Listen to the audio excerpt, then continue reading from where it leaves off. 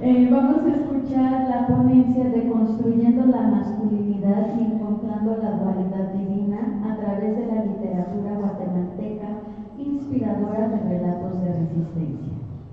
Marcela Quintero Ayala es maestra en literatura iberoamericana y licenciada en lengua y literaturas hispánicas por la Facultad de Filosofía y Letras de la UNAM. Ha sido profesora en secundaria, nivel medio, formó nivel medio superior y superior desde hace 30 años, 25 en la Escuela Nacional Preparatoria número 5 de la UNAM. Se formó 11 años como becaria investigadora en el Centro de Estudios Literarios del Instituto de Investigaciones Filológicas de la UNAM, donde colaboró como autora del Diccionario de Escritores Mexicanos del siglo XX. Desde 2006 es profesora investigadora de tiempo completo de la UACM, plantel San Lorenzo de Sonco, en la Academia de Expresión Oral y Escrita del Colegio de Humanidades y Ciencias Sociales. Su interés académico se centra en combatir las violencias a uno mismo y a la otredad a través de la lectura de autores y autoras latinoamericanos indígenas, afrodescendientes, o que se identifiquen con las cosmovisiones de los pueblos originarios. Bueno, muchas gracias por acompañarme. Este texto pues fue escrito, ¿no?, como inspiración en mis estudiantes, y precisamente a ellos es a los que se los dedico, ¿no? No fue mi formación académica la que me guió hacia la literatura guatemalteca. Tampoco fue ningún compañero de estudios, ya que la mayoría estaba fascinado por escritores latinoamericanos disfrazados de europeos. Quien realmente me hizo mirar hacia Guatemala fue una estudiante, quien puso en mis manos una novela que encontró en una librería de viejo y que, por cierto, tampoco escribió una guatemalteca, sino una norteamericana llamada Anne Cameron. Mi estudiante me dijo: Marci, la tienes que leer, es maravillosa. Y así leí la novela Colibrí, como dicen, de una sentada, y logré conectar con la protagonista, una pequeña de 12 años que emprende un viaje mítico que la lleva de vuelta a su hogar. Cameron, escritora de literatura infantil, vivió 15 años con su esposo en Panajachel, donde fundó una importante biblioteca. Ella contaba que sus vecinos eran mayas, que en su mayoría habían asistido a la escuela solo unos pocos años y que muchos de ellos nunca, decía, nunca aprendí mucho sobre la paciencia, la fortaleza y la valoración de las cosas más importantes de la vida. Encontré a gente que nunca había leído un libro y aún así era tan inteligente y a menudo más original e interesante que otras personas que habían estudiado y leído su vida entera. Pero también vi cómo la gente sufría por la falta de oportunidades y por el escaso acceso a la educación. Termino con las palabras de Cameron. Su novela Colibrí pareciera hablarle a nuestras niñas y niños interiores, perdidos, acechados por el mal, pero al mismo tiempo fuertes, valientes, resilientes y al cuidado de nuestra madre tierra, de nuestros dioses creadores, de nuestros maestros y guías espirituales. Siento que mi estudiante, Magdalena, conectó con su propia voz interior, que a su vez hizo una conexión espiritual con la de Anne Cameron, quien hizo empatía con la infancia guatemalteca que le reveló mensajes de la cosmovisión maya. Lo que me lleva a constatar nuevamente que las y los jóvenes leen más de lo que muchos podríamos pensar y que acuden a llamados fuera de nuestros programas y planeaciones. Entonces, habría que dejarnos llevar por ellos para reconocernos, ya que no solo como lectores, sino también como seres humanos y comunidades de aprendizaje. El segundo llamado, o sea, a la literatura guatemalteca, lo recibí a través de la radio. Sí, la radio. Ese medio de comunicación que muchos jóvenes desconocen y que algunos adultos seguimos escuchando poco más que a los podcasts. Frecuentemente, las diferentes voces que pueblan el espectro radiofónico aligeran mis largos trayectos con tráfico por la Ciudad de México. Uno de los programas que suelo escuchar es Primer Movimiento de Radio UNAM, conducido por Berenice Camacho y Miguel Ángel Quemain. Una mañana tuve la fortuna de escuchar una entrevista que Miguel Ángel le hizo al escritor guatemalteco Dante Liano, quien al preguntarle por su proceso creativo respondió: los escritores podríamos encontrar excelentes historias en muchos lugares. Por ejemplo, una vez en la parada de un camión, una mujer me contó una gran historia que después retomé para una de mis obras. Sin embargo, aún teniendo una historia así de grandiosa, podría haberla arruinado si no hubiera atendido a su naturaleza, es decir, si lo hubiera escrito desde la forma o el género equivocados. O sea, es decir, ¿se dan cuenta? Cuando uno escribe, el que te inspira la historia te está guiando a escribirla de la manera en la que quiere que su voz se escuche. Entonces, bueno, pues este relato va a ser un relato de muchas voces, ¿no? Es cierto, pensé, no podemos meter una historia a la fuerza dentro de un género que no le corresponda. Sería como ponerle un mal doblaje a una voz auténtica. Y como admiro a los escritores que saben escuchar a la gente real y que son comprometidos con su trabajo, ipso facto corrí a la librería y devoré en unos cuantos días su novela El abogado y la señora. Hacía mucho tiempo que no disfrutaba tanto de una lectura y el deseo de compartirla con mis estudiantes me llevó a realizar una planeación en la que incorporé de inicio el Popol Vuh, seguido por la novela Hombres de Maíz de Miguel Ángel Asturias. Una motivación para mis clases es leer y analizar obras que lleven a una profunda reflexión sobre la condición humana y que sean desafiantes por sus recursos y cargas simbólicas. Afortunadamente pude adaptar mi planeación del curso de Lenguaje y Pensamiento 1 que imparto en la Universidad Autónoma de la Ciudad de México, plantel San Lorenzo Tezonco, tanto para el estudio como la producción de textos narrativos.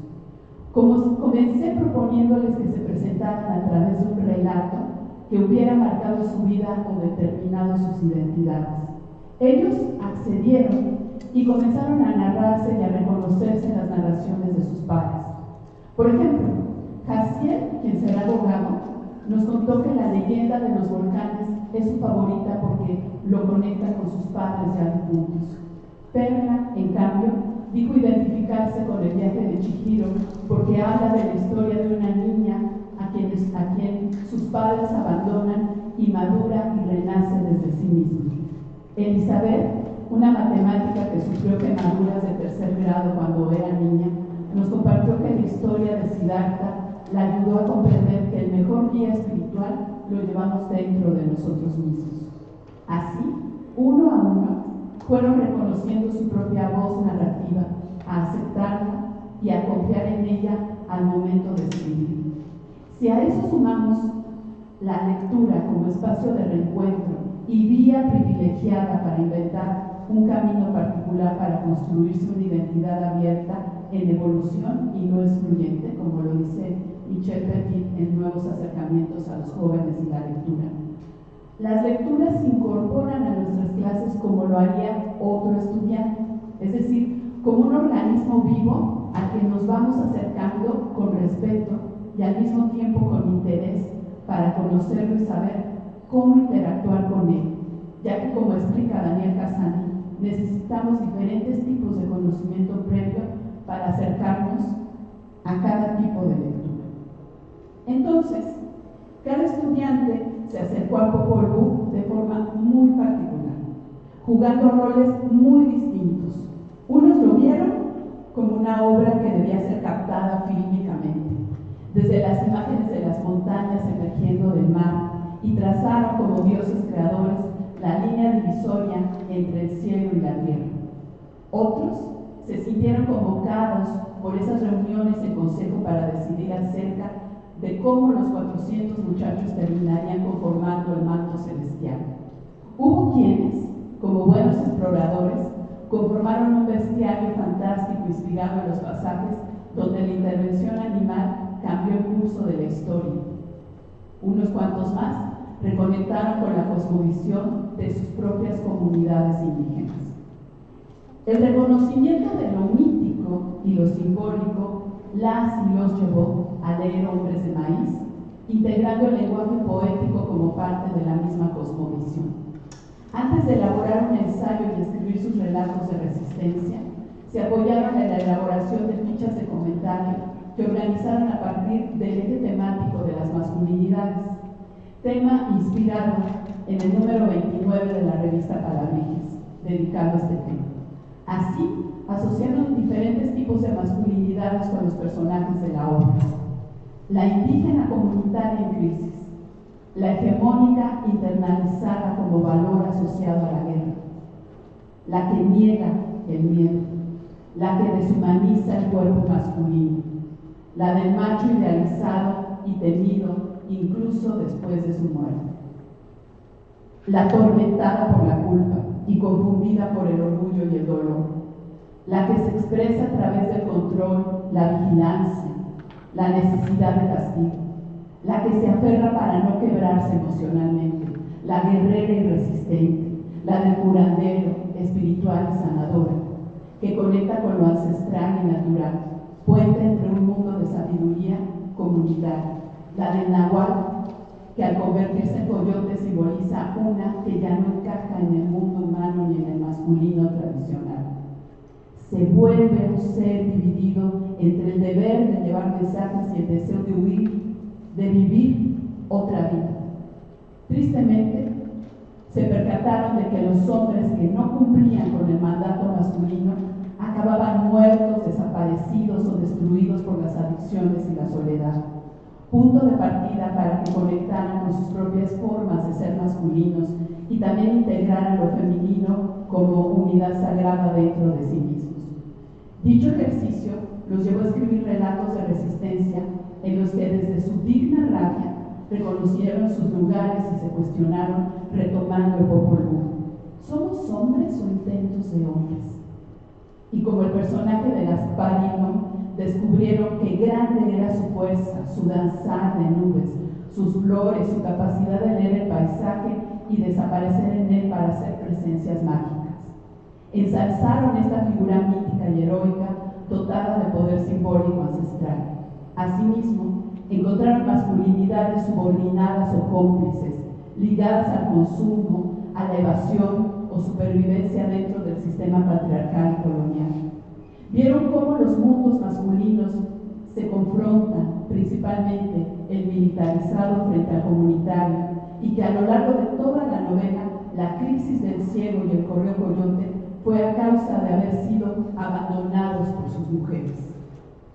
Es decir, que podría haber hombres que aspiren a ser como Godoy o como Gaspar, pero al final son lo que son, un híbrido en movimiento tratando de ser ellos mismos, pero traicionándose constantemente por responder a las exigencias sociales de cómo serlo. Validaron esa voz, la voz del hombre que son y que no se entiende sin lo femenino. Finalmente, para trabajar con el abogado y la señora de Dante Diano, novela con la que cerramos el curso, el acuerdo consistió en organizar un juicio contra el personaje principal, Abundio Rebolori, conformado por una parte acusadora, otra defensora y un jurado. Podría pensarse cómo defender a un personaje, encarnación de los peores vicios sociales, heredero de la picaresca, falso abogado, cínico, ratero, corrupto, vacío, malcriado, el peor hijo, terrible amante, profano, misógino, amoral, mujeriego, estafador, borracho, descarado, hipócrita, cuya escuela de leyes fue cuidar que todos sus clientes fueran analfabetas y necesitados. Sin embargo, este personaje creado como un hipérbole está tan bien trazado que el lector es seducido por él, por sus múltiples frases célebres, por su ternura y una narración que lleva al humor involuntario, a pesar de que sabemos quién es realmente y que detrás de ese poeta incomprendido se esconde un hombre que mira con crueldad las luchas ajenas al considerarlas ingenuas frente al dominio del sistema. Atender a su confesión nos lleva a descubrir lo peor de nosotros mismos. Les pregunté si conocían a alguien como él y uno de mis estudiantes respondió: Yo me descubrí en él y me avergüenzo. Por su parte, mis estudiantes mujeres realizaron el difícil ejercicio de reconocer cómo el machismo de sus padres, tíos, hermanos, jefes y novios había atravesado sus existencias y a pesar de ello aprendieron a dialogar con este de formas distintas. Invito a leer esta novela porque se pasarán un buen rato y al mismo tiempo algo tocará en cada uno de ustedes. Dice el autor que esta nació a partir de la imagen de una mujer de mediana edad caminando bajo la lluvia sola y con una bolsa que contenía la osamenta de su esposo, quien fue desaparecido. ¿Acaso su historia cambiará en algo a este sociópata? Sobre ese punto polemizaron mis estudiantes y también reconocieron los recursos del lenguaje que de forma tan sencilla, casi imperceptible, utiliza el autor para llevarnos a reflexiones muy profundas y a reconocer que todos caminamos en el borde de lo cursi y lo ridículo. Para Dante Liano, escribir es un ejercicio que nace de saber escuchar y escucharse. Llegaron a la conclusión de que la masculinidad no es esencia fija, sino una construcción social que puede volverse mito, castigo o ilusión.